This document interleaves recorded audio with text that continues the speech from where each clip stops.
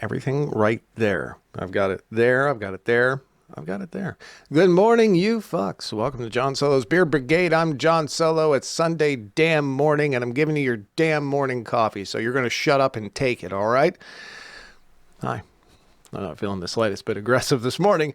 I've had an interesting week. Like all the life happened this week. I had life coming at me. It's coming at me fast. I got to pay attention. And I didn't get shit done. I did. It's just I got shit done in my personal life, and I got shit done around here. It just wasn't quite what I'm seeing people in the comments. Oh, so forceful. I love it. You know, you might have a problem. Anyways, so I got shit done. It was just different shit. Monday, I finished up post work on little Patty Logan's project, and that was wonderful. Tuesday, my lovely wife had a doctor's appointment, and she doesn't like to drive downtown. So I took her, and that kind of threw off my day. As a backdrop to all this, as you all know, if you keep up with me, if you don't, well, why the fuck are you here watching me do this shit? I changed my schedule like a month ago, and I started getting up very early and doing morning 12-step group meetings. And one of my buddies needed some help. So I've been picking him up as well, which added another couple hours to my morning. So that's the backdrop to this. I've been getting up way super freaking early and doing my meditation and my yoga and a workout, and I'm eating right and I'm feeling good and all that fun stuff. So I've been getting up at the god-awful crack of dawn, like before the sun even comes up. So anyways, Tuesday, I go take my lovely wife to her doctor's appointment. And Tuesday, I was going to get in the booth and start recording a new book. And I was tired, like tired. So I took a nap, and I ended up not recording that day. So I was like, fine, Wednesday I'll do it. Wednesday, some other stuff popped up. I again did my morning meeting and everything else. And then Wednesday, I was tired, like really tired.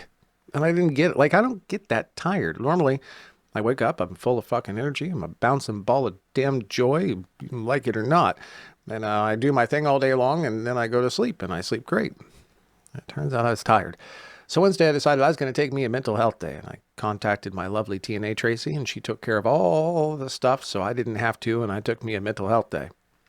Thursday, well, let's just get into it. Thursday, I was doing this. This is me. Well, you can see the scene there, and one of Nick J. Russo's friends, Emma, is in the new booth there. We went to Nick J. Russo's house. I went to Nick J. Russo's house, and a couple of his friends showed up, and we installed a recording booth. And it was a nightmare. I get there, and this guy I've wanted to meet my whole life. His name is Scott Peterson. Not my whole life, I guess, but the last 10 years or so. Since I built my recording booth, I really have looked up to this gentleman. He's a guy, he specializes in building recording booths for narrators, and I'm a nerd, and I get into that sort of thing. And I've spoken to this guy in several different forums, on Facebook specifically, so where you would look up how to build a recording booth. And remember when you used to have like those forums in different places, and Facebook was one of them. There were others out there, and this is one of the experts that was out there, and he had answered a couple of my questions. I'd actually chatted with him. It was very cool. And between him and a couple other guys, wow, I just lost a light. Meh, I'm going to be in half dark after this. It is what it is. So anyways, this other guy, I look kind of freaky like that. Wow.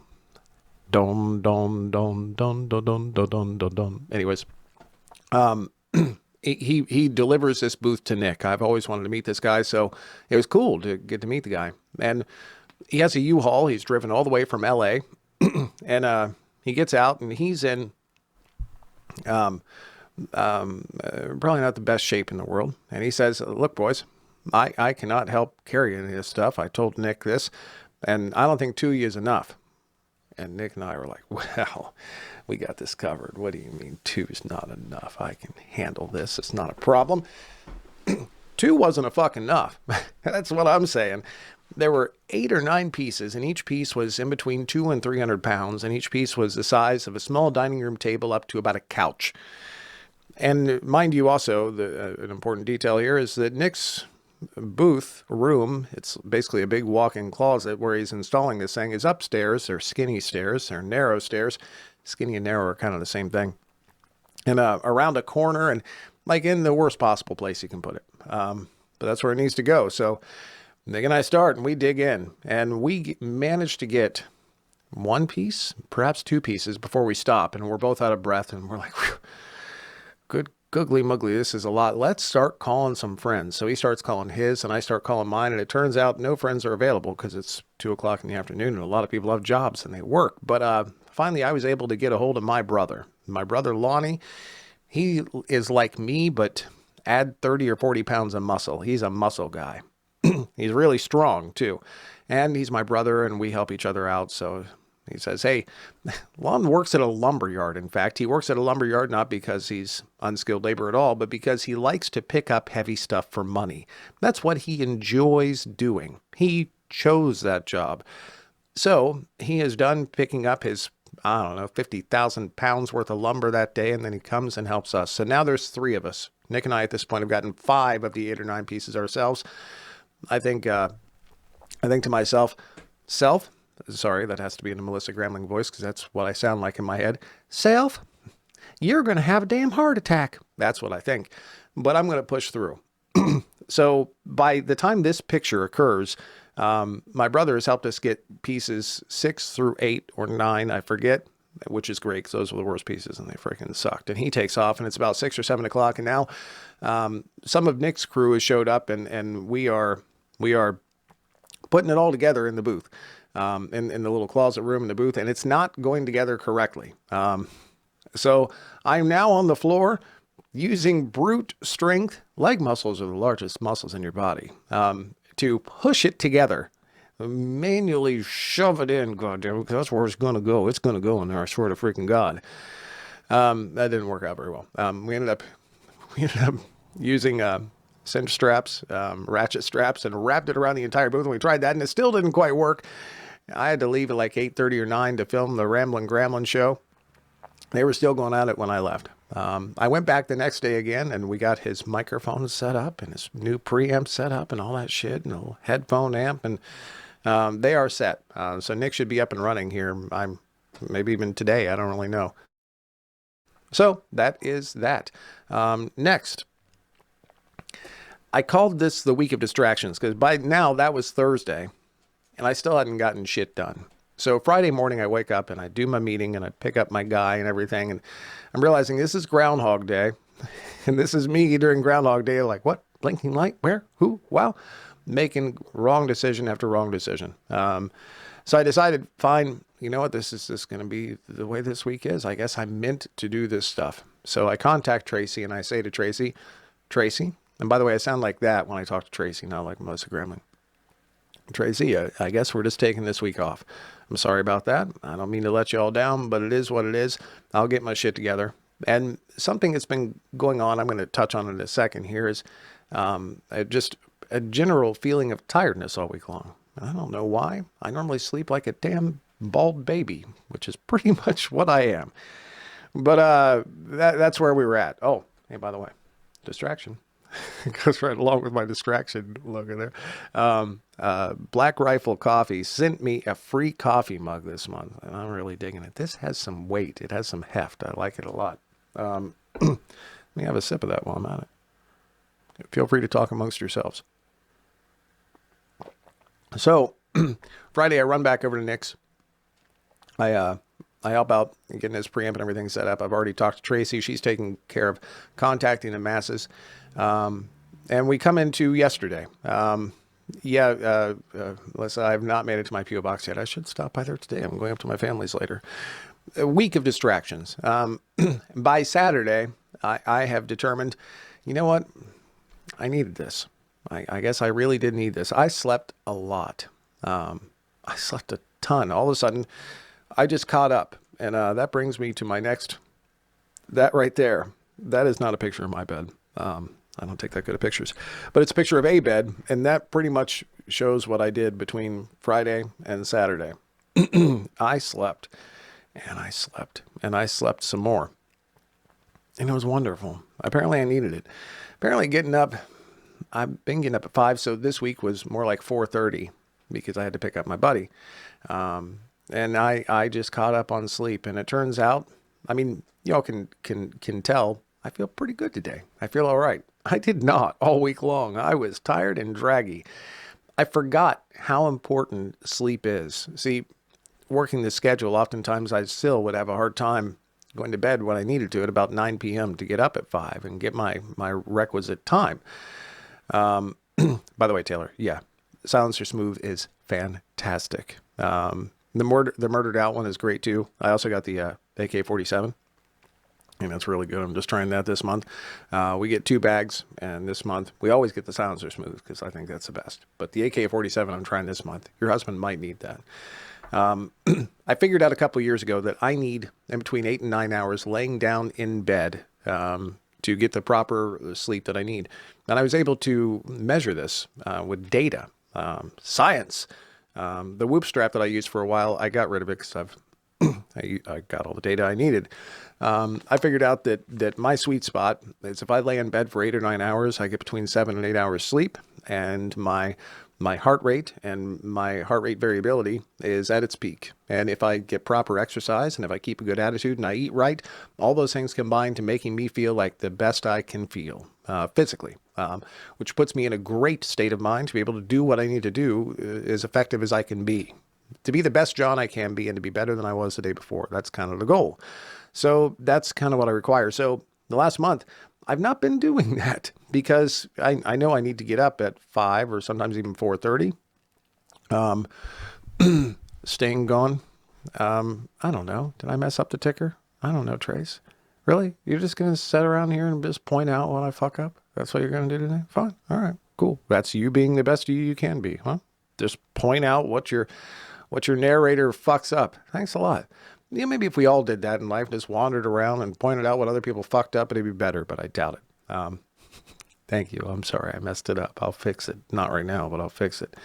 So knowing all of that, I just haven't been doing it. So I caught up. You can't really truly catch up on some sleep, but I got enough sleep where I feel normal again. I didn't mess up anything. I don't know.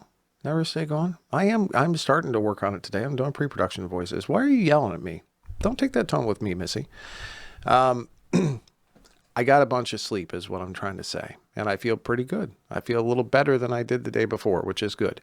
So that brings me to this, the Rambling Gremlin fun. If in case any of you hadn't seen this thing yet, this behemoth that we're starting, me and little Alyssa Gramling are starting a show, and I think we've done 3 episodes now. I don't know, 2 or 3, somewhere in there. And it has been a trip. It's been a lot of fun. The idea, the concept behind this little show is to be your weekly source of audiobook entertainment and news. And the format of it is, in the beginning, we go through all the new releases of the week, and in the end, little Alyssa Gramling talks about what she likes. Basically, she talks about what she listened to in the last week, and all hilarity ensues. My job in this is really simple. I obtain the graphics for what she gets on the new releases every week, and then I make fun of her. That's my whole job, and I'm really good at it. Alyssa's job is to try and be the more serious note of the show and actually tell us what's come out and tell us what she listens to and what she likes. That's the whole format. I've been trying desperately to get the thing down to a 10-minute block of time each week. It's not working very well. It tends, and it's because if I do my job and I make fun of Alyssa, dude, there's a lot of gold to mine there. And it takes a little bit more time. But anyways, I encourage you, if you haven't seen it yet, please check it out and let us know what you think. Message me, message Alyssa, put it in the comments on YouTube, whatever you want to do. But let us know what you think and let us know how we can do it better. I'd love it. Finally, coming up this week, not you. Excellent, Trace. I appreciate that. We have a Talk to the Beard with B.A. Tortuga. And coming up, B.A. Tortuga has become kind of a crowd favorite of ours for a number of reasons. She makes us laugh. She's hilarious. Some of the books, some of the jokes that we have are in jokes and all that fun stuff actually come directly from some of the B.A. Tortuga books that we've worked on. I met Bia Tortuga a couple of years ago in 2019 out in Albuquerque at a GRL, and I really enjoyed her a lot. She was actually supposed to come on I don't know, a month or so back. And we ended up instead having her wife on, Julia Talbot, who was also just absolutely wonderful. Just a joy to have on. So this week we have her coming on. Also, I didn't get a graphic for this week, but Tuesday, little Victoria Sue, one of our favorite Brits, is coming in, and we are doing a live duet reading.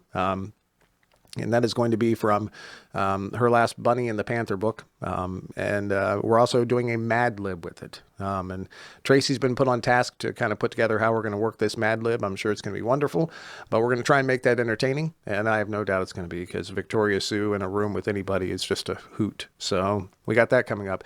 As well, I have it on good authority. My best friend, Anna Bird, has just released a book, and I think I'm going to do a live reading of that this week at some point too. I'm not sure what day yet. We're going to do an extra story time segment for that.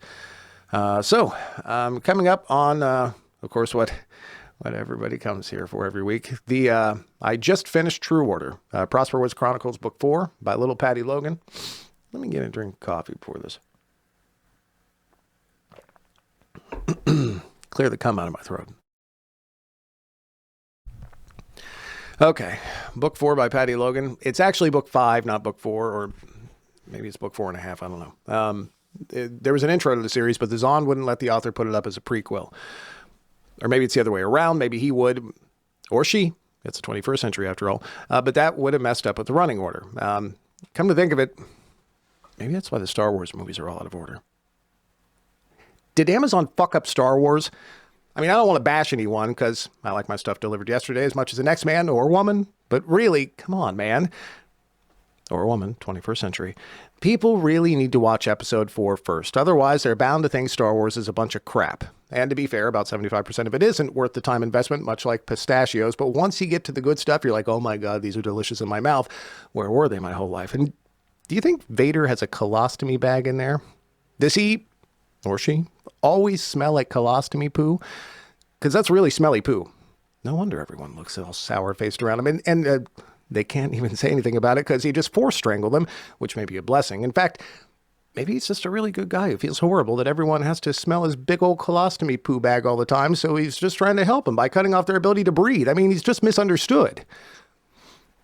Oh, the book was great.